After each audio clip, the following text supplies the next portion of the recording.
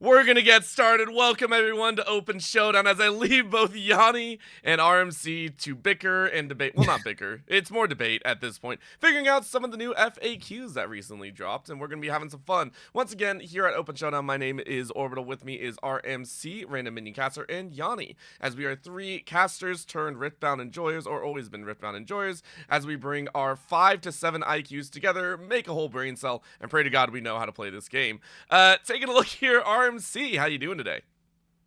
I am happy. My boxes finally came this week, so I could finally make a deck with actual Vendetta cards in it. Yes, I did. What'd you get? I only got one overnumbered, and I got another Crystal Rolls Lux. So the one overnumbered I got was Vendetta. Overnumbered champion, not the legend. Yes, unfortunately. Yeah, I got confused too for a second because I was like, oh, it's overnumbered. And I was like, wait, that's not a legend. I got kind of confused and I was like, oh, right. There are non-legend overnumbereds again. Yes, there are. So kind of mixed feelings about it. Oh, that sucks. Well, who are you playing then? That's the question then. Jace. You son of a bitch. What? Is it? You don't like Jace? Is it Aurora Jace or is it actual good Jace? I plead the fifth. Yeah, that's what I thought. All right, Yanni, how you doing, my man? How you been? Not too bad, not too bad. Just played some comp games of League. Was it comp games or game? I assume those are two different things. It was individual game. Okay. We needed to win a best of 1 to play a best of 3. I guess the way to describe how poorly it went is my jungler Shibi said, I am Nocturne ulting. I'm like, okay, I'm playing Nico. So I followed up with a Pop Blossom into Rocket Belt. And as I'm at the apex of my Pop Blossom, I hear in the comms, oh wait, my ultimate's not up yet. Yeah.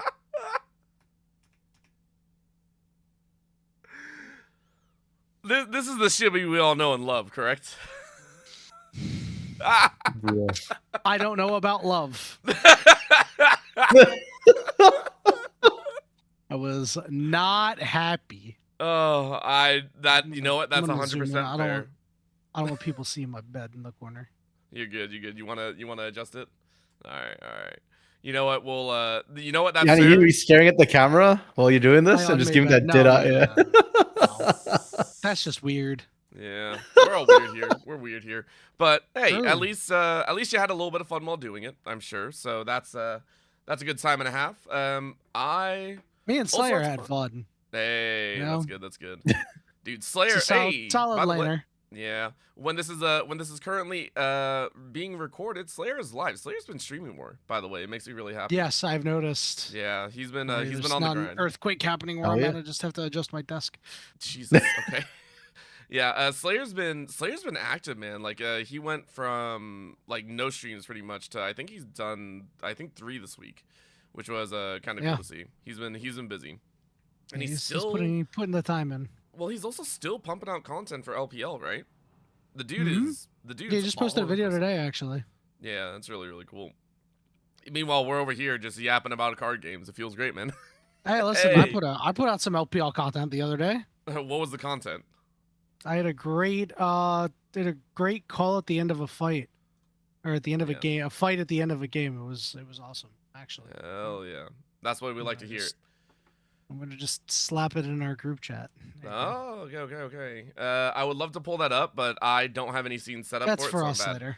Okay. That's for you two later. Yeah. Eventually, maybe we'll post the links down below. I don't know. We'll see. But today, we are having a little bit of fun. There's been a lot of fun, exciting things. Number one, the Ottawa Showdown actually completed last week, and 500 plus players, which is awesome to hear for a showdown. Again, that's what we love to see, more Riftbound action and more people all around. And I've actually given the task over to RMC and Yanni to discuss some of the fun decks that we actually got to see, some of them that made it into the top 8, and some of them that obviously did not, and also discuss what we're seeing actually resolve throughout. Some Vendetta. We are going to be coming back also with an infamous Guess That card, and then maybe some fun topics as well. A lot of this is, again, what we hope to see, so if you enjoy what you see and you want to see more of, or if you want to have us answer questions, or if you want to yell at us about our win rates, I I don't know. You can go ahead, let us know in the comments, please, and we will enjoy it. By the way, shout out to everyone that tuned into the last episode. We had 96 views. That is actually triple what we had in any other any other one. Let's go. I think we're almost at double digits. Yeah. By the way, triple digits. Pardon me. We have a grand total of me saying, me posting about it once, Yanni reposting, RMC reposting, and that's all of our advertising. It's literally everything. Appreciate you guys. Yeah, whoever's watching, appreciate every single one of you. I will definitely be trying to do this, even if all we have is like 5 views. I don't care. I enjoy doing this with my buddies and yelling about cards. So, without further ado, speaking of cards, yes, let's go ahead. I have a scene for you. Okay. We gotta guess that card. Eventually, I'm gonna do a vert. Who won last time? Huh? RMC I did. Won last time? RMC. Yeah, because I forgot 7 of my 12 questions that I asked. All right. Literally, yeah. Yeah, I did. All right. Orbital, So you get to go first. hold on. So before that, we do have to explain for anyone new. Guess that card is a very fun little card game because not RMC. Riftbound has how many again? Like close to like 600 cards, I think, plus. Probably more than that. Decent amount now. 4 sets. I think I think it's total of 961 cards, but that's including like alt art and crap. Oh my god, yeah. It's a lot of cards. We've only done this once, and so Yanni has very generously each time given us a card to guess. We are allowed to use Piltover Archive and kind of narrow down our choices, because good lord, I'm not remembering all those flavor texts, all those colors, and all that bullshit. But we are going to try and guess this. So far, RMC is up 1. Eventually, I'll get tallies, and you will see how much RMC knows and how little I know. Yanni, do you have your card? I have my card. It is not a rune. That's just the okay. I was gonna say, is that a white background, actually? All right, Orbital. Your time starts now. What time? These are questions, You don't bro. have a time. Yeah. That's what I thought. I'll take 20 Actually, minutes. Thank you very much. Okay. You know what? I want to do something a little bit different this time. Ooh. Okay. Because the What's back that? and forth was kind of cool, but it does mean that somebody doesn't necessarily get rewarded if they get the second to last question right. Right. So for every yes, you get to ask another question. And Okay. only when I tell you no, it goes to the next person. That is Okay. a good one. So theoretically, RMC could find a line where I get nothing. You can one-shot it. Damn, one-shot bro. It's theoretical, Now- yeah. Now, Theoretical. if you one-shot it, what I will do is I will pick another card and I will give RMC an opportunity to Oh, he gets a one-shot it. rebuttal. Hell yeah. Anybody, whatever happens, he is, so just so everybody at least gets a chance. But I doubt that anybody is gonna get everything right the first time. Dude. All right, Orbital, are you ready? Also, I hope we're also keeping this in realm. You're not using the same card as last time. We are going to have a new Absolutely card not. every No, single no. time. Yes, yes. By the way, that means we'll never run out of new cards. Just a heads Hopefully. up. We will never Hopefully run not. out of new cards. We got to really start cranking out episodes for that to happen. 2 a day right. still wouldn't get us there, by the way. 2 a day wouldn't get us there. Let's See what you start. got, Chief. All right. Let's start with a fun little. Is it a gear? No. Damn. Okay. Is the card not a rune, battlefield, or legend? Yes. I need that repeated in Okay. regular He just wanted to layman's go terms. again. What? He wanted to go again. No, so I was badly. just making sure the color of the Son of a card. Like, I didn't want to. What the is fuck the did card he say? a unit? No. Okay. All right. What the fuck did he say? God damn. I was just making sure that it was like a standard card and not like a rune with the white backing or It's a true. battlefield. Maybe with the black or- Yeah, maybe it could have Oh. been, because like I've Yeah. Oh. Like hell, Yanni could be first part faking of us this out. file You know, was a he, rune. You gotta, he's Yanni, holding you a have rune to- and telling us it's not a rune. Like, Yanni, you gotta have it in a sleeve next time. That's what you gotta do now. It's gotta be in a sleeve, man. I know you got 15 lying around. He's got it. He's got it. My man's he's got good it. for it. Okay. Let's go. Let's go. We cannot tell. There is absolutely nothing we can tell. Okay. I grab a brick because it's easier for me to just hold up. Yeah. All That's right, fair. what you got? All right. Let's go ahead. I didn't even hear what RMC said. Oh my Tough god, cookies. here we go again. It's never gonna end, bro. I'm telling you. Is it? All right. Let's go down the line again. Is it a calm body or order card? No. Okay. Okay. Does the card have a person on it? No. Oh, like that. I like define. that, Are we though. talking human? Like person is human, right? Like a humanoid figure. creature. Yeah. Humanoid creature. Okay, see, that's a distinction. So like That if is it's a convergent, distinction. so this would include things like convergent mutation. Yeah. Okay. Yep. Okay. The objects on it may have sentience, but they are not, quote, a person. Okay. Okay. So it is. Whoops. Help, Dad. Okay. So it is a humanoid. Wait, no. RMC got one. He gets to go again, right? No. I said The answer was no. Oh, it's not. Oh, I need brain power help. That's why Holy we shit. didn't stop you when you started talking. When you were about to start Yeah. answering. Yeah, you guys really got to stop me from talking. I am not. My brain is out No, we there don't. right now. Actually, True.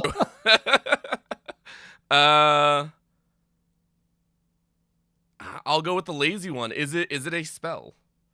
it is a spell. It is a spell. Okay. What you got next? Laziest question I've ever asked in my life. Let's go. Shit. What the fuck did I do?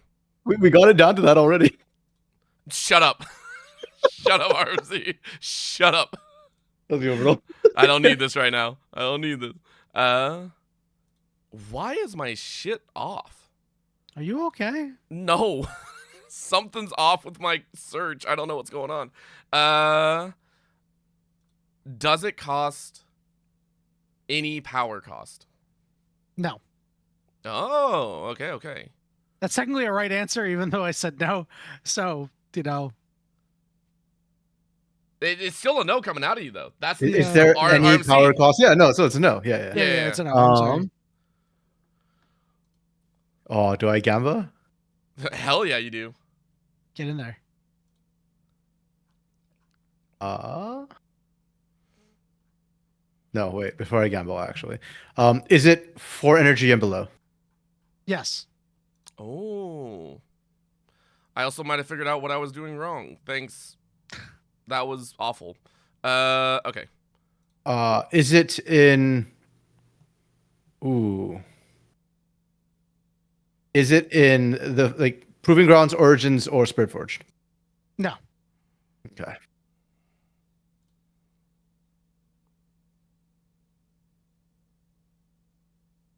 Orbital's in the tank. I can see it. Dude, I lost it. He said so many words and I got 2 of them. Fuck. I think I know what it is actually. No. No, RNC, no. For reference, I was trying to do Build Server Archive and I'm like, why are no cards showing up? I had it on legend tag only, so everything I'm clicking is like, what the fuck? Why isn't it working? If you ask if it's a legend, you know what the answer's going to be. Yeah, I know, right? Gonna go fucking cry in a corner. Thanks, guys. So that narrowed it down, I think, to Vendetta because you asked how many. Okay. This is not gonna end well. I might have been baited by Yanni, but I'm gonna try and guess after this. Is it Up from the Deep? No. Is it Abandoned? Ain't No? no way. It Ain't no way. As soon as you said, I think I might know what it is, I'm sitting here like, well, maybe he knows why I chose this. And then when you said you would get baited by me, I was like, oh, I think he knows. It is indeed Abandoned. Hell yeah. Very nice. Very nice. I lost myself. I was so confused why I wasn't seeing any fucking cards when I'm doing my shit. I lost that. Piltover Archive is so nice. I am not good at searching at all. I didn't hear any of the words. What was the first card we did? So I know not to do it again. Hey, we'll go back and look at the Teemo? episode. Was it Teemo? It wasn't Teemo, right? Was it Gust? No, it was a unit, I think. Yeah, it was a yeah. unit. Was it unit? It was not a Yeah, it was like legend, a low energy unit.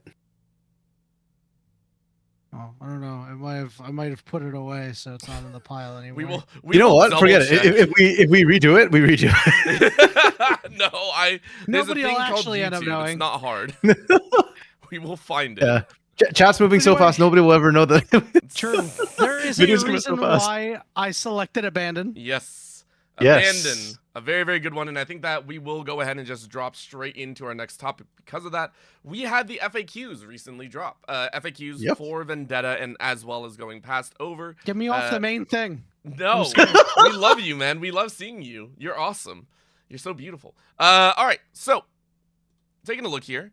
The Vendetta rules FAQ and clarifications. This dropped literally today, so some of us have had a little bit of time to take a look at things and really kind of learn about it. I did not, however, they did make some awesome clarifications. If you do wish to go ahead and take a look for yourself, you can go ahead and find it again on the Riftbound main page on the news.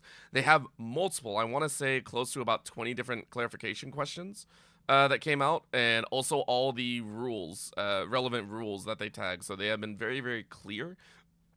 These have gone over things such as Swain, different things, switcheroo, and all of that. So a lot of these have been very, very potent. However, Yanni, you and RMC were discussing a little bit before we went live about a special card called Abandoned, which you showed off. Talk to us here. I might have lost my Discord for some reason. Hold up. Nope, I've got that's you me. unmuted. Okay. Nope, that was me. Sorry Faking about me that. out, bro. That is a wild fucking pump fake on me. No, Yeah, it's fine. so- Yanni got abandoned. His voice went back to yeah, hand. Yeah, exactly. Hey. So we found out what happens when you try to abandon a spell that's paid for its flow cost.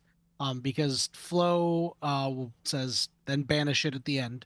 So it will be banished when it attempts to leave the chain. Because if it would leave the chain after becoming a finalized chain item, leaving the chain wasn't instructed by its own execution. You Right. banish it, you banish it. So no matter how it happens, as long as the flow spell leaving the chain wasn't instructed by the execution of the spell itself, it will be banished, which is pretty interesting. It just means that no matter what, the card is going to be banished. You are Right. never not getting it anywhere. What's really interesting is the bottom line where it says that this applies to the effects of Kaisa Evolutionary or Fizz Trickster. So these cards, as far as we understand it, will go to the bottom. They will get recycled. Yeah. As opposed to being put anywhere else. Yeah. So I think the confusion was like flow understandable, right? Like you just follow the flow effect. But Kaisa Evolutionary and Fizz don't have flow.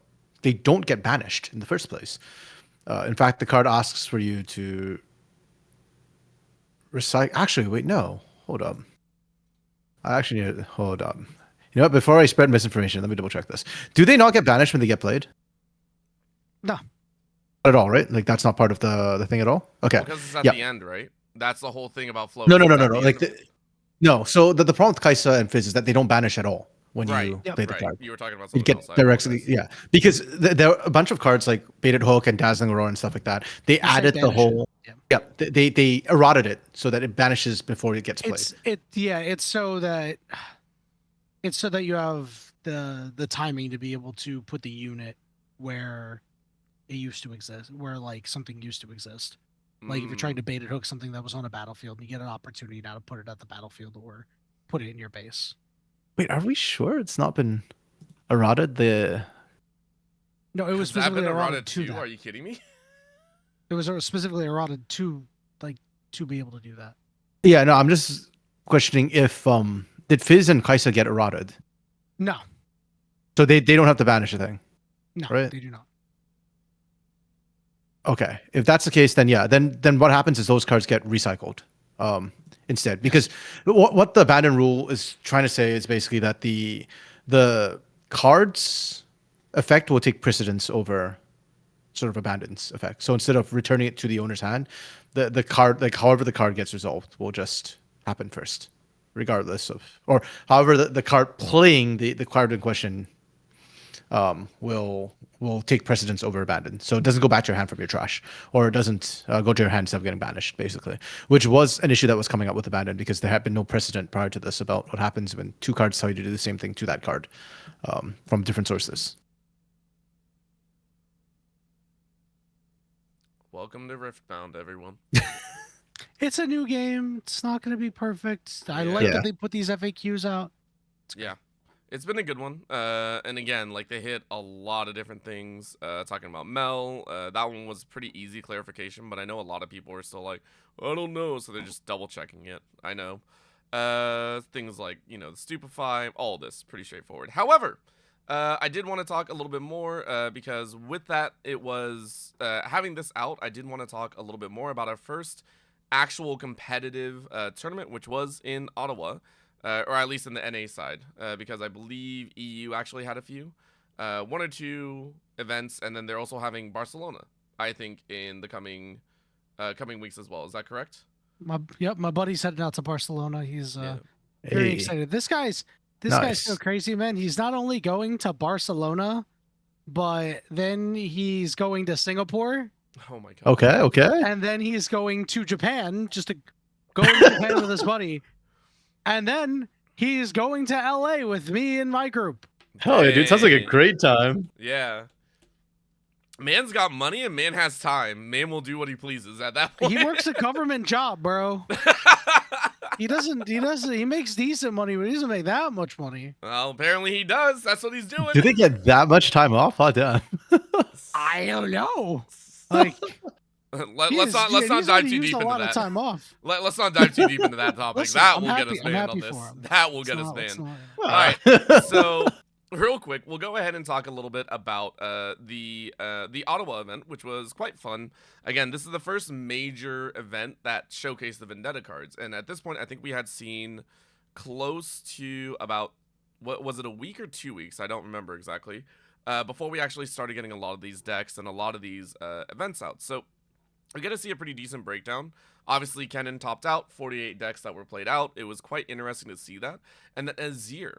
Some people were talking about how Azir has been coming back up into the meta, still very strong, and some of the new gears that have been utilized recently. Rally is still very powerful.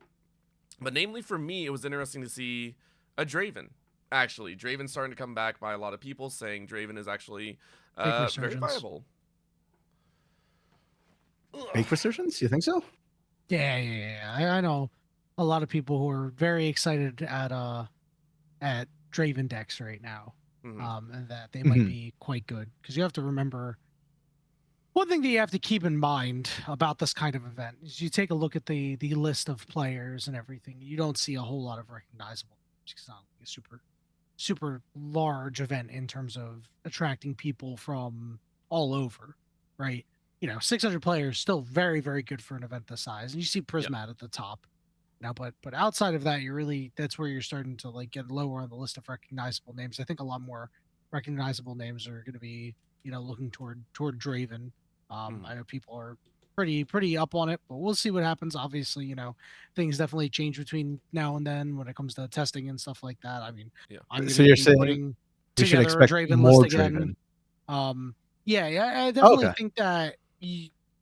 I think that maybe if you went to a large event right here, right now, the meta share might bump up 1% or 2. But I don't know if it would go. I don't know if you'd see it be the most represented. Sure. Yeah. Oh, And I mean, well, it wasn't the most represented either. And remind me why we're seeing Draven come back, because I know it's like primarily because of purple. Like purple got a lot of obviously like good cards, right? Yeah, there's a lot. Up from the deep, plus what's the The technical one. No, the axe. Corrupting Axe? Yes. Blighted Axe. Blighted. You Blighted Axe. Battle Blighted Axe. Axe. Yes. Yeah. Yes. It is very powerful. Turns out just making something really big and smacking in is good. Oh, Sure. so it's an empower of a 1, and then you just drop it into 5. You take the win, and then even if it dies, you have And then you few have in the like back. cleave if you have to. Right. Like, if you need to throw a spinning axe on it, like that's a really nice engine. You still have all the other stuff, right? You still have Yeah. your Noxus hopefuls. You still have your Kaisas. I see a couple of Zeds getting sprinkled in here and there. So he's So I think essentially that's like why it's really powerful. So he's basically a token deck. It feels like he's dropping tokens, empowering them, and then just sending it with a sprinkle of the mid range, obviously, or not mid range, but with the Kaisa and everything. Because if you're rocking with primarily the 1 drops, that makes me laugh a little bit. That's awesome. Mhm. Now, what was really interesting is that this list, the top Draven list that finished 10th, was not playing Bladed Battle Axe, which I think is Yeah. pretty interesting. Neither was the second highest one. Yeah, I think they're missing that, by the way. I think that's quite good. Let's see. Yeah, because it was 10th place and 20 something. That's what my buddy who top 8 at Atlanta with Draven is on. He's on Okay. Blighted Battle Axe. Wait, why is this banned? in the Oh, list. I looked at the wrong thing. I'm so sorry, everyone. Why is this banned? Yeah. Yeah, man. Yeah, man. They already started banning cards. Like, you know what? This Up from the Deep card's a little too powerful. Yeah, let me see if I can go find it real quick, and I wanna. Maybe I can find it. Oh no. Up Oh from the wait, I can deep. do this. Dun, Hold dun, on, dun, I can dun. do this. Up from the deep. Draven, Up he here, finished it's 10th, better. actually. So this isn't the one that you're talking about, right? Or is it? No, so both 10th and 21st didn't run it. Really? Okay. Which one Yep. would you like me to take a look at? Which one are you guys talking about? No, we're talking about like a No, I was just talking about we might see it a little bit more. yeah, like Ah, it's got it. tech that Yanni's expecting to see. Yeah. Ah, okay. Well, there we go. Still very, very fun. And again, having a lot of this, though, it showcased a lot. But I did ask you to also talk about your 2 favorites that came out. Or Well, two of the ones that you wanted to look at. Before we guess. move to that, I was like more interested in sort of the meta breakdown on what we actually did end up seeing. Because I've noted this before and last week as well. I feel like Vendetta did not empower that many decks. And I feel like we saw it in this tournament as well, where majority of the decks that went into top like 64, 32 were not Vendetta decks. Like there was Kennen, which was overrepresented as a whole. And then that was kind of it. Like we saw like Mel, Jace, like one of each. Like we didn't see much Vendetta stuff. It really feels like Vendetta. I think a couple of NASA's made it top 64, and then, yeah, like we're hardly seeing it. We're not seeing the Mbessa that I think some people were hyping up initially. Akali's that on reveal people thought was going to be good, but then on pre-rift people start saying okay maybe it's not so good. And even with the Kennen decks, I don't know if they're just doing it for the purple Kennen as a chosen champ to enable burn. Right. Because it's mostly just a purple deck. You're hardly seeing any yellow, any order in that. You get Kennen to play deck. Lightning Rush. True, and Lightning Rush, yeah, the signature. Yeah, ability. that's what it's for. It is Okay. essentially almost all purple with very few yellow, Yep. mostly out of the sideboard. Yep. But you just get to Lightning Rush away and have a grand old time. Seriously, it is what it is. I mean, Yeah. one energy for card draw, and getting to Yeah, look like, at stuff is insane. And then Yeah. the fact that you just build burn decks with Kennen, like the Lightning Rush is really why you pick Kennen. So it's interesting to me that Vendetta really isn't taking hold for the most part. Well, So, I thought we talked about I it. want Though. to. Yeah. Oh, go ahead. Well, I was just You gonna can say. I mean, even when we talked about it, when we looked at the new keywords that they brought, empower, burn, and all these, like we even mentioned that it doesn't feel like it hit that well. And since a lot of the cards anyway were geared towards all 3 of those, obviously, like if the actual keywords aren't gonna hit, then why would the cards do as well? Well, no. We said Empower become like a very basic tool that we expect to see a lot of. We talked how We expect it to be Flow was going to be evergreen. busted as more of it comes out, and we said Okay. Burn was the one that we were kind of like, okay, like we don't know if there's enough to enable it to be great just yet. But ironically, we're seeing the most Burn because Kennen is a Burn deck. Well, Burn and Flow, I suppose. So the Flow part was right. The Burn part turned out to be a lot more meta than what we expected, and Empower has not been as present. I think. Did you say Burn was going to be great on this set? I can't recall if you did. If you did, No, yeah. so he didn't say it was going to be great this set. He said it might need a little bit more time. The longer the game goes on, the better Burn is going to be. Because he was talking from It's a Magic already real standpoint, I good. believe. Yeah.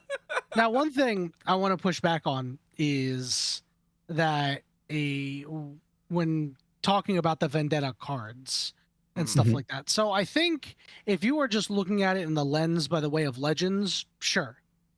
We're not really seeing too many meta changes for Legends, right? Right. But in decks, you are seeing Vendetta cards make appearances. Taking a look at Prismat's list, we have the only thing in the main deck that he has is a couple of Rampages. But this sideboard is like Decree of Strength, it's Brutal Steel, it's more Rampages, right? And that's on the low end. You take a look at some of these Rek'Sai lists. We're playing Noxie and Emissary in the main deck. We're playing Rage Amplifier in the main deck. We've got Decree, Brittle Steel, Kennens in the board. The other Rek'Sai deck is playing Escape Greyback in the main deck as well, which is also another Vendetta card. The Ezreal list has one Vendetta card in it. It's a battlefield, but like We've got the other Rek'Sai list. Guess what? It's got Vendetta cards in it. So if you look at this top 8 and you take out the decks that are, quote, Vendetta decks with these cannons, you are still generally seeing a good amount of Vendetta cards getting into the decks, whether or not they are sideboard options currently for right now or some main deck options. You're definitely not seeing like a core, but you're still seeing these cards make an impact. Well, most of it's sideboard, and I feel like Rek'Sai was actually one of the ones which used more Vendetta than. Counterpoint to that, that's okay because you released the Decree cycle, which are very clearly sideboard cards. Sure. Yeah. And actually, we aren't seeing a ton of Decree, I feel like. Oh, there was a couple Decrees in there. Sure.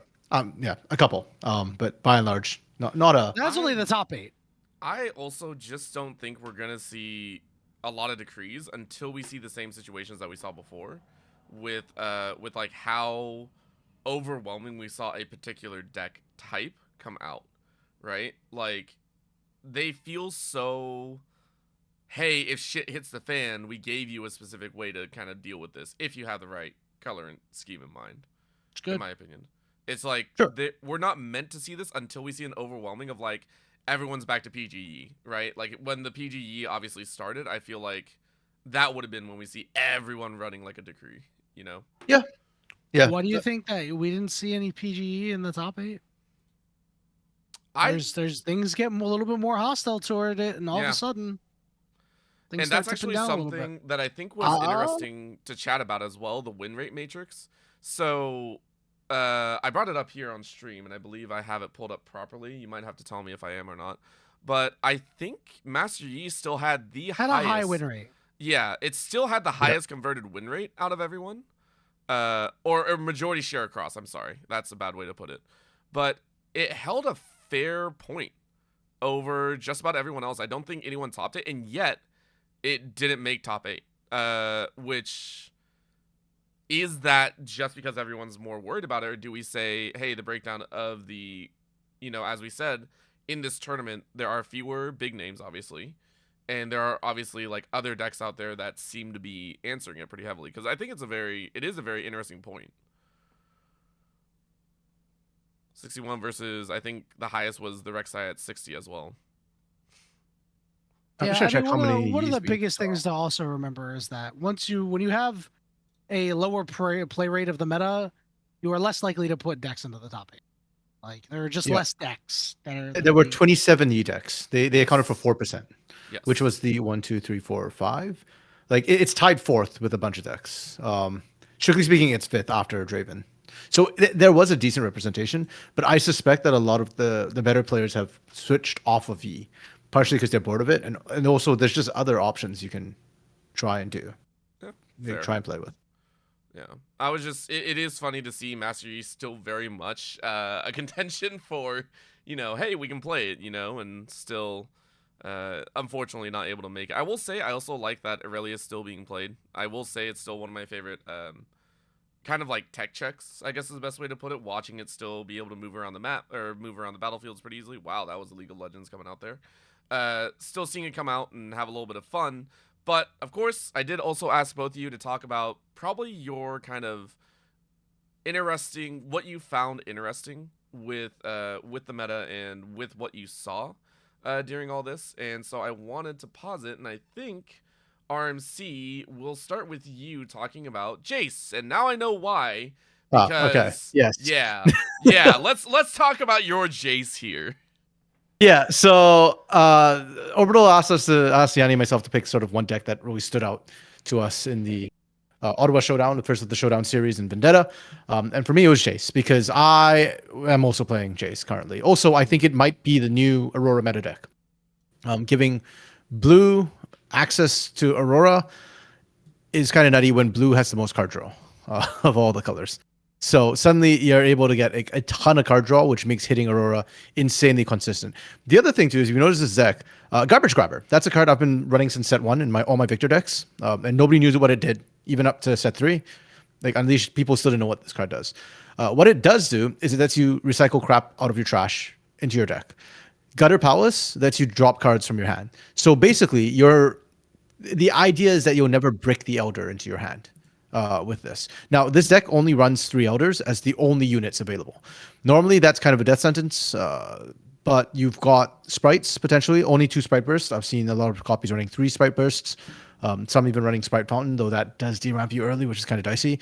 And I've seen some running Sprite Queens, so that you've got extra units as well. And Sprite Queens, of course, being able to spawn that extra, the token, the Sprite token every turn, it's really consistent. So, yeah, I think Chase is actually more consistent than Misfortune Aurora or Silver Aurora. You have more options for units.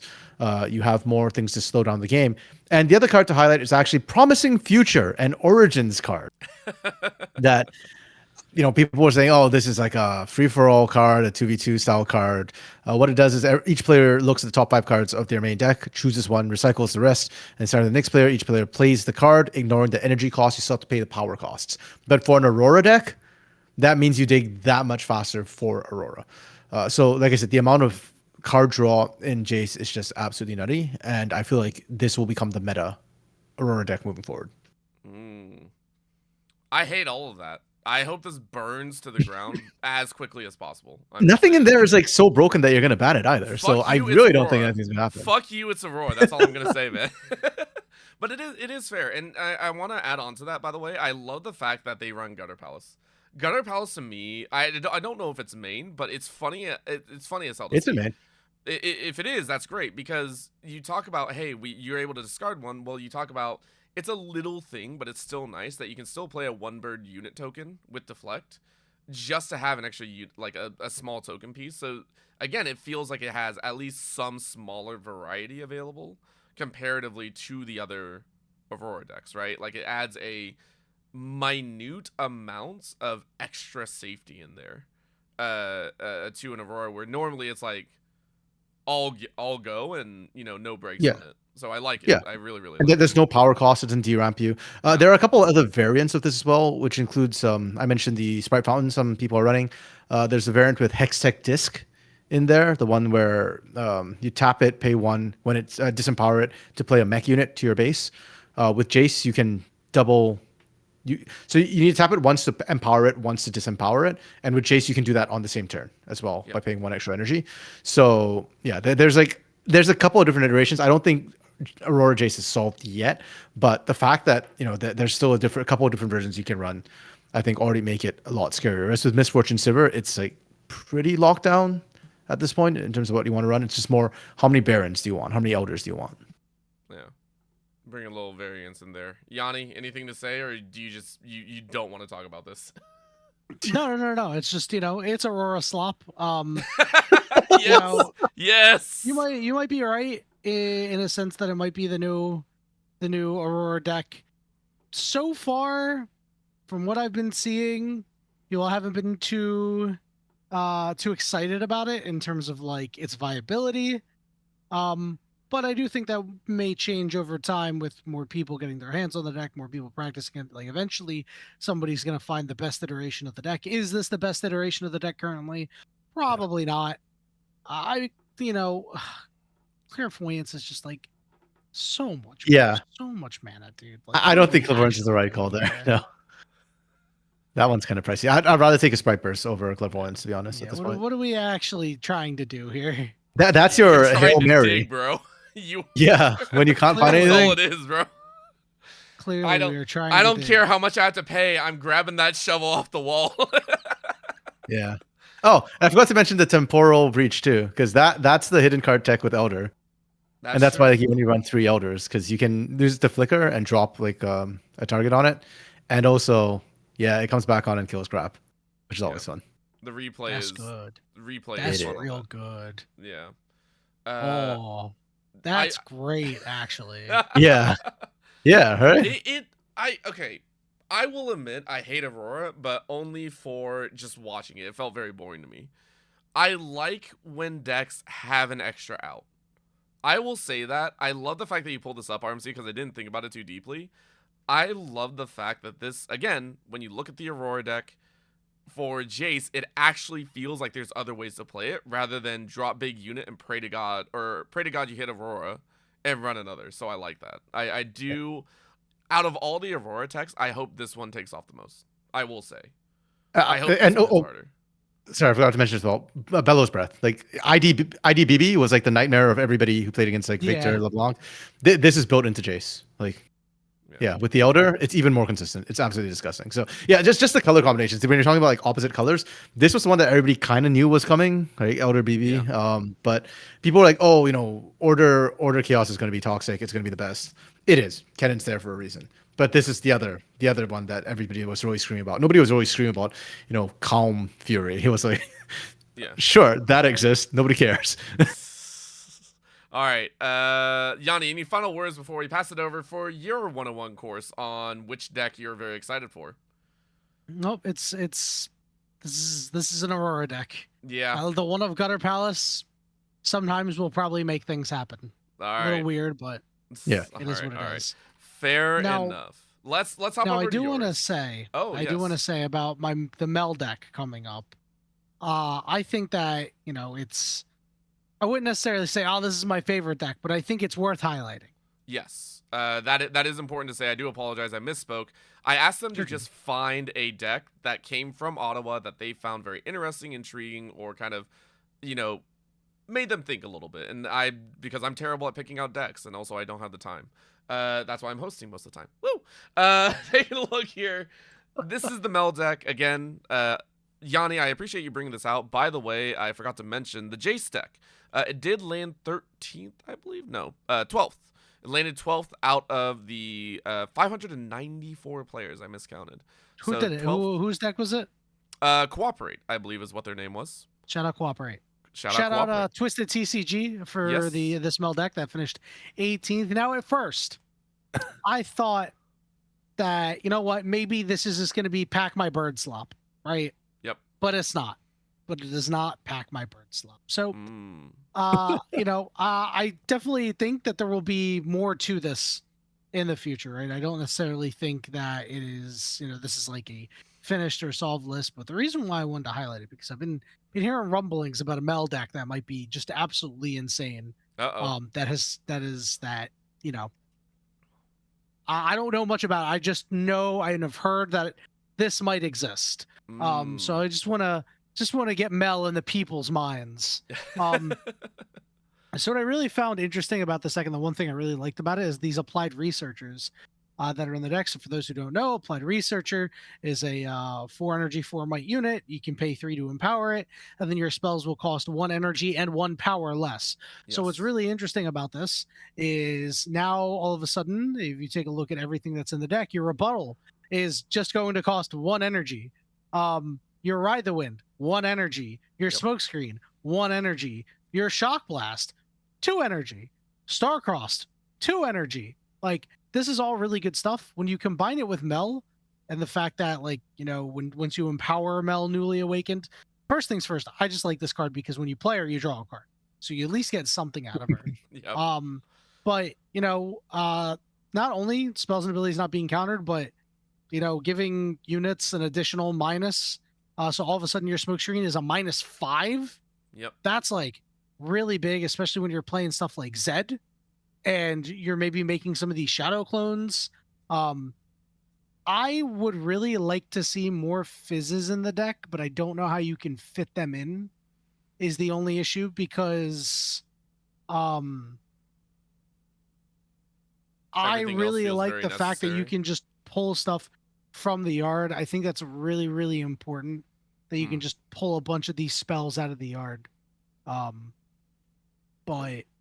that would be that's my only thing that I don't necessarily like about it. But I don't know what the fix is, right? Because you have your 3, 6, 7 2-drops. Sprite fountains count as 2-drops as well. So you have 9 2-drops. But you only have the 1 3-drop, right? So you're only dropping any of your 2-drops on turn 1, even if you're on the on the draw. Fizz is going to really fix that anyway. Because the problem is when you add Fizz, you don't want to play it on turn 1, obviously. Like, even in the most desperate of situations, I think you'd rather do other things. So you'd have to cut it for a spell. But I think the spell suite is pretty good here. Yeah, I guess the shock blast. The shock blast can't be that bad when you're like smoke screening something. You know, smoke screen and shock blast combo with applied researchers out costs you what? It costs you three energy, and it essentially just says deal 8 to something. Like it's pretty good. If you have Mel out, it says deal 9 to something. Yeah. You can take down almost anything with a smoke screen and a shock blast. That's true. That's true. I will also say, I feel like this is far more annoying because this is the start of Mel, right? You Yes. mentioned before, what's scary is this is the start of Mel. This is not the end by any stretch of the imagination. And if you're looking at this as anyone else, this is like, oh, it's mean. Like, that's the first thing that comes to mind for me. This is mean. Like, unless you're dropping like an 8 or a 9, which already takes up most, and you're already like 4 to 5 turns deep, this is going to absolutely run your pockets. And it's going to be so frustrating to play against, I think, once you see it coming out. I hate this, too. I hate this, too. It seems like a very, very annoying deck to deal with. And then, of course, I think the sideboard is actually quite well constructed here. You have stuff to deal with, early game creatures and Gust. You have stuff to deal with go wide decks with your Thousand Tail Watcher. Your Singularities to kill some really big stuff. Your Raven Blooms to be able to take care of Aurora for whenever it comes up. Pickpockets just trying to slow down Azirs and stuff like that. Also, like it's not bad. It's not bad. There's some good stuff that you have here. And of course, unpunch first out of the sideboard, aka Decree of Insight. Still one of the best cards I've seen. Like, when we first saw this reveal, it is the funniest thing that I'd seen. It is so good. Just so good. I pray to God we actually get to see Decrees like make a massive impact in the game. The day that the Decree drops, and they will. They will. Turn, it's gonna be so funny. They will. Just wait. All right, RMC, what you thinking? You like it or no? Yeah, I agree with what Yanni said in the very beginning about how Mel isn't solved by any means, but I think all her builds are going to be very annoying. Like a lot of combat tricks. That's what she's built around. And I think this particular iteration, it's low, it's fast. It'll mess up a lot of people. And the applied researcher just really makes, I feel like, a lot of these Mel decks the problem, because it used to be, okay, you defy, you're not so fast, but now it's like, okay, the combat tricks are as cheap as your answer, and they can spam for days. Yeah, I really like watching. Again, when it comes to, I'm a blue fanatic pretty much. I love watching a lot of these decks like take off, and so I'm very, very excited to see what more Mel can do. In the fact that we are watching this already built up pretty quickly. Like we said, I think it got 18th. Is that what we said? Did very well for itself in opening up. And again, when it comes to the to some of the pods that are obviously testing and making sure these, like, some of these guys test forever, and to find like that perfect balance is really, really good. Lastly, I want to bring up one though that for a different reason. When we take a look at a lot of these decks coming out here, you take a look, and if you want to, you can go ahead check it out for yourself on a lot of the different websites about how much a lot of decks cost. I want to highlight one that I found very interesting that someone pointed out on social media. I think is a very good thing. So we're actually going to take a look at one of the Rek'Sai decks. I believe this is Skeletons, who got third here. Okay. This deck got third. Beautiful work, by the way, because we know Rek'Sai had tied majority share because it was 3 Rek'Sais in the top 8, right? Yep. I wanted to point out, though, when you take a look at this deck list, a majority share of it, outside of, I think, the Falling Stars and the Void Rush, are all very, very cheap. So this, someone pointed out, this is probably one of the cheapest decks that has made it into like such a prominent position. It feels very Garbo heavy, but it works so well. And I loved seeing that, especially with Rek'Sai, because we know Rek'Sai pulls a lot of units. But I do like seeing that you don't need $400 or $500. You don't need like even like 2 or 3. Like, yes, we're talking about like a Falling Star. That's $60 right there. And then the Void Rush is obviously a little pricey. Everything else, fairly cheap, I think. Like, I love this. Yeah, and I think for Rek'Sai has been an underappreciated legend for a while. I think she was already Like right from Spirit, like set 2 Spirit Forge, when she came out, she was already viable. It just took people a while to get to kind of get their heads around her. And also, she fills a very unique niche in that she's the Swarm deck right now. Like Victor was the set 1 Swarm deck. Everybody, I think, kind of got focused on that. Set 2 came out, and people were still playing Victor kind of Swarm-esque. Then Unleashed came out, and they were like, okay, no, Victor can only control now. Well, because Rek'Sai actually swarms better than Victor when she goes more yellow heavy or more unit heavy. And we're seeing that. Once again, she's the premier Swarm deck. And right now, with the meta being the way it is, Kennen takes a little bit of time to come online. By the time Kennen comes online, he's just being outswarmed. And he doesn't have great ways to deal with the swarm unless he pretty much like downwells, reset the board. And Kai'Sa doesn't care. Sorry, not Kai'Sa. Rek'Sai doesn't care. Rek'Sai just throws red Rek'Sai out, accelerates it, and then starts the whole chain faster than you can deal with as a Kennen. What else is meta right now? Mel? Like, sure, Mel's got lots of combat tricks, but she doesn't have the best way of dealing with a swarm either. A lot of the combat tricks are like single target for the most part. There's the Thousand Till that Yanni mentioned. Like, it's great into a swarm board defensively. Rek'Sai doesn't care about defense. She just wants to reconquer over and over and over again. So you've got 1,000 Tills. That's great on your turn. If it wins you the game, good. If it doesn't win you the game, then Rek'Sai will just run you down again. So yeah, I think Rek'Sai is coming back. It's meta. It's not meta. It's good answer into current meta. If we start seeing Diana come back up, Ezreal come back up, then I think we'll see Rek'Sai drop off again. But currently, because of the focus on Kennen, on Mel, stuff like that, to a lesser extent, Yi, that gives space for Rek'Sai to really pop off. All right, I can dig it as well on that one. Yeah, mainly I just want to say, like, these are probably my favorite thing overall is, again, they've been talking about how they wanted to make Riftbound very accessible, right? They want to make sure that a lot of people can get into the game and you're not dropping, $300-$400 every single time. Obviously, any card, especially with Riftbound, where a lot of it is artwork focused, sure, but a lot of the pricing is generally based around how viable is it in the current meta, right? Or how viable is it in a play rate?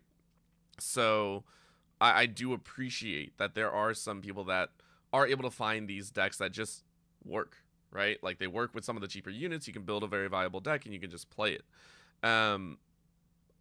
However, with that being said, unless anyone has final thoughts on some of the decks that we've seen so far. No, y'all are just tired of me. I appreciate this. All right. Not at all. I want to talk about some crazy ass shit that our #1 guy took off with. Prismat. Yanni, you mentioned it before. RMC, I think, as well. This tournament had some very awesome, obviously a lot of legends coming out here, but not a lot of the big names coming out.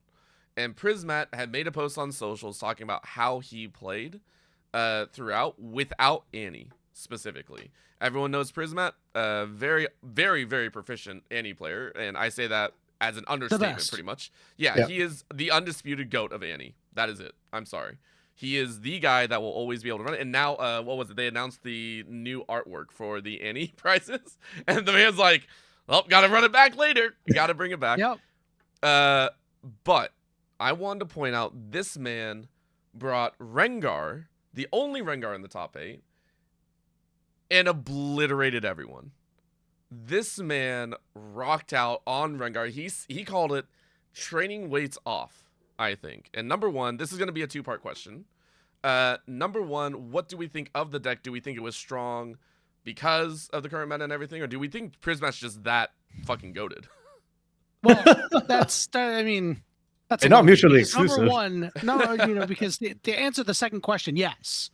Yeah. He absolutely is excellent at the game. Yeah. The game is not all how well you play your deck. The game is how well you manage your resources. And if you understand resource management really well, you're going to have success across multiple decks. It's just how it works. Yeah. Now, what's really funny is that a friend of mine, Simo, who has been a Rengar player in the area, was the best of Rengar at the Pittsburgh event that happened, was like, I am off Rengar. I think Rengar sucks. I think Rengar's terrible. and then Prismat goes and wins. And he goes, am I the problem? God damn. Man got smoked without knowing he was going to get smoked right there. That's awesome. Well, the reason I wanted to bring it up, this isn't the main point, obviously. We all know Prismat, and anyone that watched it obviously already saw the deck list. He played it very, very well. but he mentioned I think he went like something like 25-1 or something. He barely dropped any actual games in there as well. The man was flying through his matches pretty much 24/7, and it brought up a very interesting question, which I think has been passed around within the TCG scene for ages. I saw this in Yu-Gi-Oh! I saw this when it came to Magic. I saw this come with just about any card game, really, where, let's be honest, there is luck involved. When it comes to a card game, and to some of these, there is some luck involved, and then there's also matchup, right? There's a lot of things that determine if you're able to win, but a lot of people were then saying because Prismat came out and won this pretty handily with the Rengar deck, that there's a lot of dispute in there, and a lot of people are giving a lot of credit. So my question to you for the day, and for all those at home as well, if you're watching, if you're tuning in, I want to ask you, in Riftbound, we'll limit it to Riftbound before someone yells at me in some other area. How much does matchup matter when it comes to the balance of deck building, matchup determination, and player skill? Because if you were to ask on socials, a lot of people were talking about Prismat and how it feels like if you are just good enough, you win. Really? Yes. How No. much are we giving Yes. between the two? Okay, I think matchup matters a lot, but I think good players build knowing what matchups they're playing into. Like matchups matter a ton. Like if you're playing an Aurora deck, for example, and you run into low running yellow decks like Rek'Sai or Victor, it's unplayable. Like No, it's not. It should be. It's not. You just need to play really, really carefully and understand that you might need to take different lines. I played into a couple of yellow decks where I just determined that I like playing just slamming Aurora right away was just not the right call. And I barely played Auroras in those games, and my win rate against those yellow decks significantly went up when that happened. Okay, against a Swarm Yellow, I don't see the lines to realistically consistently win. Like your win rate should be like I'd argue maybe even less than 30%. Like and the problem is if your win rate's less than 30% or less than 33%, you're winning less than 1 out of 3 games. In a best of 3, that means you should be losing. Yeah, like I understand that. Like I understand that's how. Yeah. That's how So works. if that's the case, like that's why I say I think matchup matters a lot, which is why again you'll see, I think good players will play decks that don't have that many bad matchups, and most of the time, whatever dominates meta is whatever has the. Actually, no, I was gonna say it's something that has the least bad matchups. That's not always true. Sometimes it's whatever is good into meta when you're meta breaking. But by and large, you need to pick decks that don't have a ton of bad matchups. There are matchups where Renata might be able to win, but at the same time, realistically, the amount of bad matchups she has is just so many that she's not really playable. Even if it was Prismat, like playing those sort of things, he'll still do well. I think to get a good finish, a decent finish, you have to be a good player. A good player will always get a decent finish, but to win or to get like top 4, top 8, matchup matters. And yeah, like you got to pick a deck that's going to do well into most of the field. So what I find very interesting is that if you take a look at as an example, we'll just use this Ottawa event as a minor example. Sure. Take a look at the matchup matrix. Draven has a really bad matchup into like a lot of these popular decks. By this event, we're only going off this event. 35% win rate against Skinner, 42% against Aurelia, 50-50 into Azir, 44% against Master Yi. This is a deck that still did incredibly well, even though it didn't top 8, right? This is a deck that had a 59% win rate overall, right? So even though against the rest of the field it had a pretty good win rate, against these top decks, it generally struggled a little. And once you start getting deeper and deeper into a tournament, you're going to get paired up against these top decks more and more, because it's the reason why they're the top decks. They're going to be the most represented. I think most of the best players are going to be on them. Right. One thing to keep in mind for a lot of these events, and if you take a look at the RQs and stuff like that, it's the best way of looking at it, because there's thousands upon thousands of players, well over 2,000 players on most of them.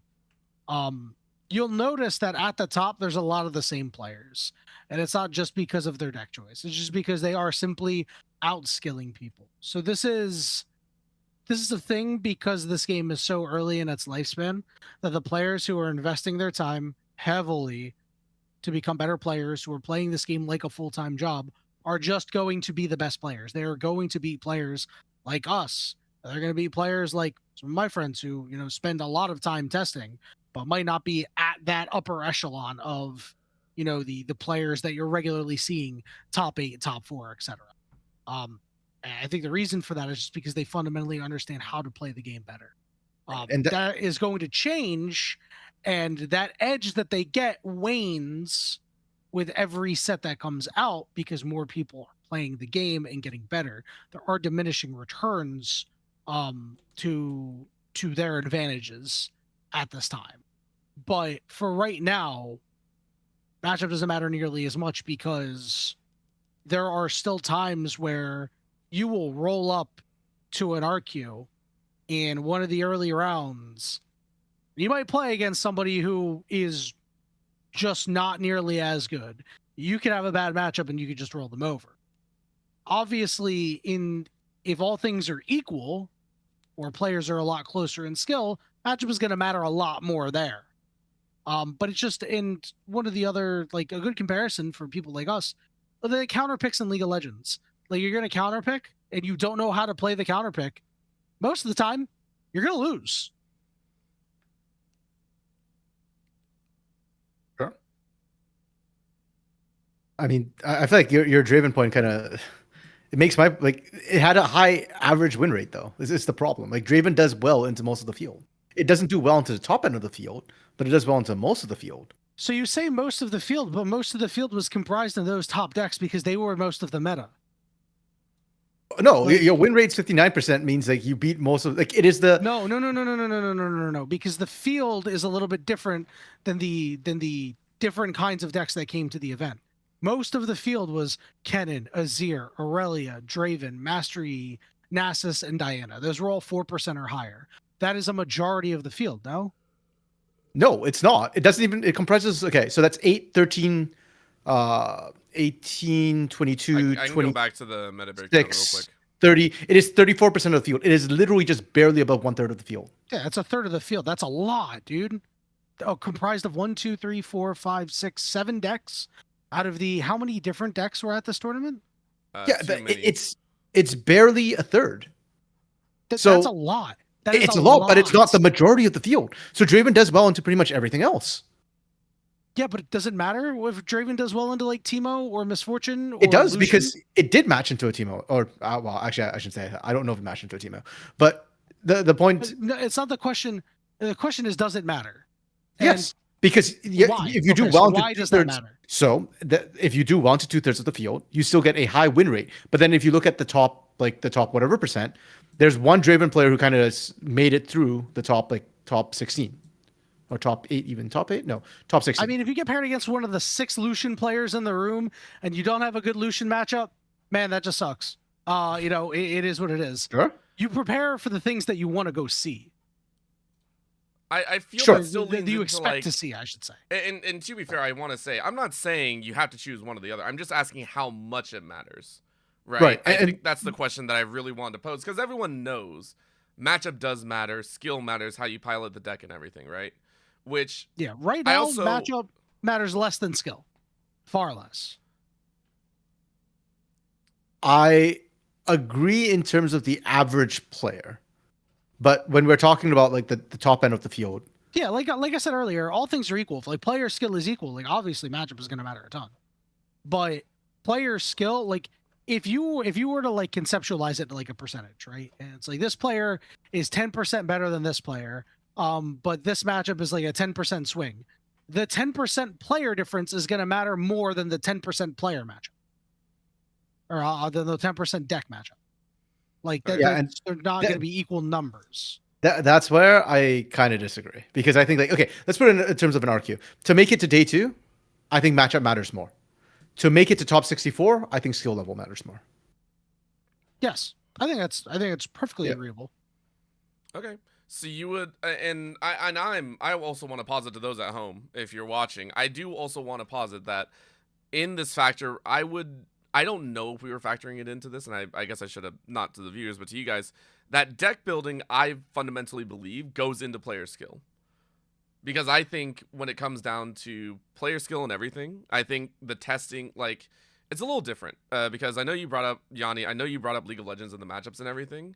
The thing is when it comes to at least Riftbound specifically, the way I see it is because so many of the cards do feel like they're very allocated to specific things, we don't have, and I mentioned it before to a lot of people, I think I said it on the podcast, where I don't, right now the domains feel very narrow comparatively to what we've seen in other TCGs and everything like that, in terms of like how much is there. And so they each do a specific thing fairly well, and then they have like small compensating pieces. I will say I feel like deck building should be raveled into the skill of playing as well, because you are specifically building your deck to deal with certain things that come up. And you also, because I mean, like, what was it? They were talking about, I call it the Gamba rate, right? How often does your deck convert on certain, certain turns and certain card conversions? But I feel like that is part of the skill that we're talking about.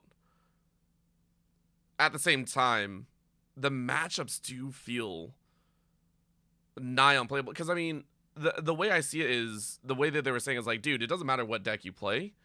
As long as you build it right and as long as you do well, like, you are going to win. And I'm like, well, if you bring out, like, a real shit legend, and like, there are some that I just don't think you can get over. Like, they were saying, like, Like Poppy, Garen. yeah, and, like, they're talking about, like, hey, like, if you're a good player, you can make anything work. I'm like, that is horrendous, I feel like, to go off of. When it, like, matchup, I feel like, does matter. Like, a fair bit more than people are giving it credit for when it comes to Riftbound. Would you agree with that? I mean, if you play a 40% win rate league champion, you're a one trick, you might have a 45% win rate. That's really impressive. Yeah. But that's not necessarily a matchup thing, because if everything's a bad matchup, then it's just not a good deck. Like now at that point, you're just like, oh well, yeah, well, matchup matters a lot. Well, it's like, yeah, because you're playing like one of the worst legends of the game, or one of Okay. the best examples I can think of is that my buddy who made top 8 with Draven at Atlanta for Vancouver decided to play Ivern, because he was like, man, I did so well with Draven, but I wasn't the best of Draven, so I got this prize card that is very difficult to sell, because nobody wants Blade of the Ruined King, and I got $1,000. I'm instead going to go try spike a metal card. What's the least likely metal card because it's not good? I'm going to play Ivern. And he said that his games were so difficult because his legend didn't do anything, but because he was a better player than everybody else and understood the game more than everybody else, is why he did well and why he made day 2. It was the only Ivern to make day 2. He had a hard time because, like, he had many less tools to work with, but he used those tools that he had properly. Okay, so let's say, at least in my opinion, I give, when it comes to, I guess, not factoring in luck, because obviously we know when it comes to a lot of these Swiss brackets, if you have a good lineup of opponents, you're just going to fly through. Yeah, you're just going to fly through. Or if you draw poorly too, if you're not playing a purple deck and you're not seeing your entire deck, sometimes you just draw poorly, man. Yeah. Sometimes you don't get your 2-drop or your 3-drop, and then like sometimes it's just cooked. You know, that's the variance. That's the variance, right? It's there. pain. There is still variance. Yeah. So players can still lose, but there are a lot of times where you can. There are a lot of things that aren't necessarily guaranteed losses. Yes. And that's why I want to take that out of the equation right now for anyone asking, oh, well, what about all that? No. That's not something that we can really control. I'm sorry. If you brick your mulligan 3 games in a row, I'm sorry, bro. That is just shit luck out the door. I don't know what you did to the Riftbound gods. You prayed to the wrong ones, but you fucked up somewhere along the line. My Sometimes thought is, you put Elder Dragon to the bottom and some other bad card that you don't want to the bottom. Yeah. And you draw Elder Dragon. Literally happened to me. It just happens. This is why I'm not playing Dazzling Aurora anymore. I'm playing cards where I can control my own fate. I'm playing, multiple draw cards. All right. So let me posit this question, because we are now over the hour mark, which I'm proud of us. We did it. We yapped for an hour. That's like a third of what we normally do. Yeah, we haven't actually gone too deep. Yeah. I want to posit how I want an actual scale, right? I want one side to be, the matchup dependent, and then one side is skill, right? And for me, it would be like a 65-35 split. 65 is skill to me, and 35% is matchup, in my opinion.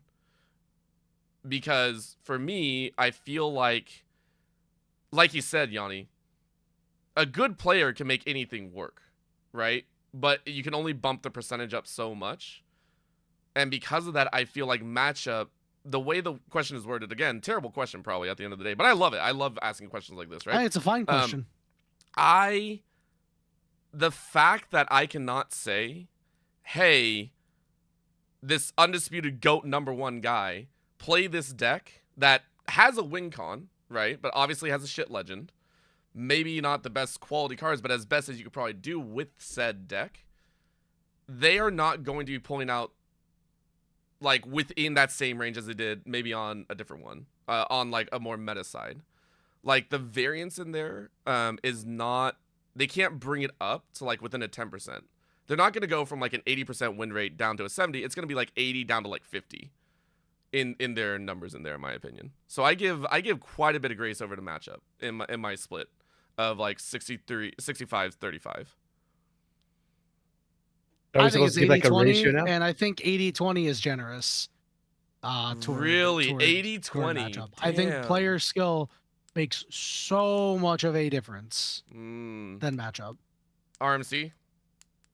Trying to decide how spicy I want to be about this. I think I went pretty spicy with 65-35. I think that's like someone's gonna yell at me for that one. No, I mean, guys, it's super simple.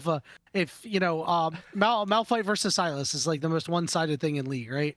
But like if a challenger, Okay. but if a challenger player rolls up on Malphite against an Iron player on Silas, but that's in I League. don't know, guys. Yeah, that's I think you're pulling from League a little bit too much, man. It's the same principle. No, that is not the reason same why thing. I pulled it from League is because No. it's easier for you guys to understand. Because if I pull it from Magic, which I can pull another simple example, you guys aren't going to resonate with it nearly as well. It is the same principle. If you are better than your opponent, you are likely to beat them. There's a reason why matchups aren't. There's a reason why some matchups aren't 50-50. But the problem is that there's two things at play, right? Like there's the degree of skill difference as well, which complicates matters. Because yeah, sure, take a bronze into a challenger. Very valid. Yes, exactly. 100%. It's never going to work. Move the scales. Eventually, there's going to come a time where I have seen like a diamond Malphite versus like a platinum Silas. The Silas might win because they kind of know what they're doing and they have the most polarizing matchup in the game. Sure, and even if it's not the most polarizing, like so, I've seen golds beat emeralds. No, I'm saying even if it wasn't for sake of example. Yeah. I'm just saying. Yeah, because extremes make this complicated, right? Like, with the extremes, it then becomes a question of which extreme matters more. Right. So, you know what? I'll say it. I think it's 80-20. I think 80 for matchup. Oh, No, I think the skill gap, like the average player, the average spread of skill right now, like if we were to do like a bell curve, it'd be a bell curve with the middle spike being absolutely huge. Like sure, the top 1%, sure, it's more skill than anything else. Your bottom like 10% might be skill, and that's just more because they either don't understand the game, don't understand the fundamentals behind it, don't understand the concepts behind it, or just flat out new to the game. But for the like large majority of players, like 90% of players, the matchup is going to be more important than the skill. Like the skill spread is not wide enough in the middle right now for the vast majority of players. Damn. Okay, so that way, that's a little bit different because now we're talking about the vast majority of the players. Yes. Yep. That's why I said like there's two variables here, which is kind of hard. For the question, I'm just thinking of like, does player skill matter more than the matchup? Like, rather than like, does it matter for most of the population? Because this question poses like, does it matter for the game as a whole? Well, okay, in league terms, the way I look at it is a silver can beat an emerald if they have a favorable matchup, but like a diamond might lose to a challenger even if they have a favorable matchup. Like the skill spread, to me it's just that I feel like the matchup's more important for the like in terms of skill spread. Yeah, I mean, the closer the players are in skill, the more the matchup will matter. Yes. No, that's not what I'm saying. I'm saying the higher up you go, the more skill matters. But the lower down you go, the more matchup matters. And because most people, the average in the league was silver, is it gold now? Like because the vast It went majority higher of just I think because of I think the.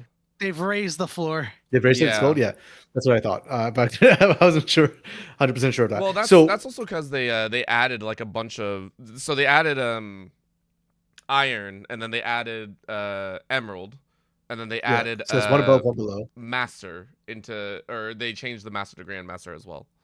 Well, they kind of split it, so the upper end's still similar. But yeah, my like, so because of that, like I said, I think as far as I'm concerned, the vast majority matchup matters way more than skill until you start hitting top end of things. I guess Or we yeah, did at the leave very it a little bottom, you bit don't know what the too hell you're open doing. as well. I should have maybe said in a competitive setting. That would change. I a don't think that lot of changes the though. question very much. Okay. So you still stick with it even if it becomes even if it is But the average player, which matters more? Yeah, I mean, if that's what he There says, you that's go. what he says, right? Now that's where we're going a little bit differently. Yeah. Ooh. Specifically for the average player. And you know what? I think it's a good discussion to have it open because, like, yeah, like Yanni was looking at top end. I'm looking, mid end, and I'm not sure Orbital was All looking. I know but... is that Orbital's on the right side of history. At least he's closer to the right side than the wrong side. Don't say that. That scares me so much. That scares me so much. Why, dude? You're right. I will never boo you. You're right. I see what makes you cheer. All right. Honestly, I didn't think this question was gonna be that deep, and then yeah, we're diving into different metrics, obviously the different stipulations. It's a fair point, and I think this is a good question to kind of end on here, because it has been circling for the last week or so, especially since we did see Prismaticism do really well. We saw some variants, and obviously this is just one event. I think that's a big thing. We touched on it later. There's going to be far more events for Vendetta's side at least. I'm excited. Yeah, and then coming next year as well, the fact that we have a hard log, right, of events that we played out for each set makes me very excited for the fact that we are going to have like almost a definitive, consistent data set each time we go that we can say, hey, we had this amount of events that is pretty static across the way, and we will be able to actually sit there and like actually chat about all this, which I think is really, really fun. But yeah, how much does matchup matter? I think that is a very fun question that was posed, and I wanted to bring it to the table here.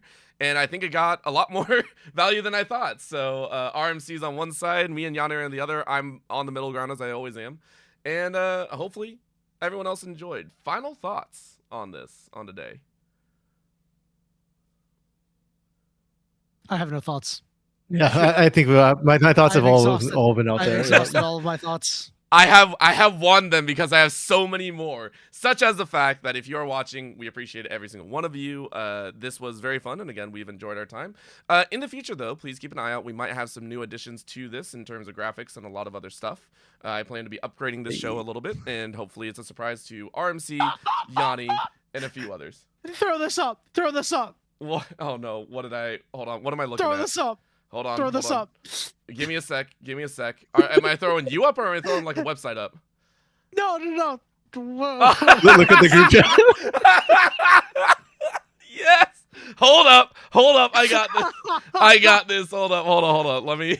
That is fucking. Oh my God. That is so mean, but so good at the same time. By the way. No, it's not even mean. It's just funny. There's It is a nothing meme. mean about it. It's so good. Hold on. I gotta No, download it's a that meme. shit. I thought he said it was mean, and I'm like, Oh, it's not mean. No, that's so good. Hold on. Let me. God, you're making me do I was more like, how work. is this mean? I'm like, this is great. It's an old meme, but it checks out. Oh, It's man. so good. All right, hold on. Oh, by the way, before we go, Riftbound drawing tomorrow. Go Ooh. make Oh, sure you true. sign up for your Well, T1 drawing. As of when this drops, probably it will be today. If you Yes. haven't already done it. Yeah, it doesn't matter. There it is. There it is.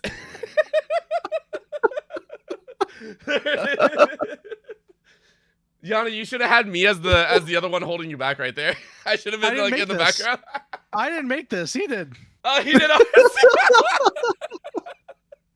I love you. I didn't know that was you, RMC, that posted it. That's so good. I love that. I mean, that is you in the background, Orbital, holding Yanni, like kind of siding with him, but not really. Oh man. Hey, I had That's my so own thoughts, good. but my own thoughts were not even my It's- own right there. We will leave it That's on so that. good. Again, yes, when this Woo. comes out, I believe drawings will be open. This will be releasing, I believe, at 11 a.m. CT. So You drawings don't should have to. be Yep. open. And you don't have to sign up right away for your drawing. So don't No. worry if you Yep, got to go we've to got a work. couple days. But Just also, make sure you do it. and also don't be an ass. Don't drop 3 or 4 accounts. They literally said it's 2 per. They have ways to check. Don't be a dumbass. For all the love, Don't like, don't hurt your chances. yes. Because we'll never know if you sign up with 4 and they were like, oh, we picked one of them. Oh, they signed up with 4. Nope. See ya. And then they just pick somebody else. And the only thing you'll ever think is, damn, I didn't get picked for the drawing. Yep. You know, just if you're lucky, let your generational wealth come to you. also, if you live in any sort of League of Legends house or anything like that, communicate with your fucking housemates. Don't all 5 of you sign up and all of you get whacked by the banhammer. For the love of Dude, God. the Cowster houses out in LA are gonna have a tough time with this.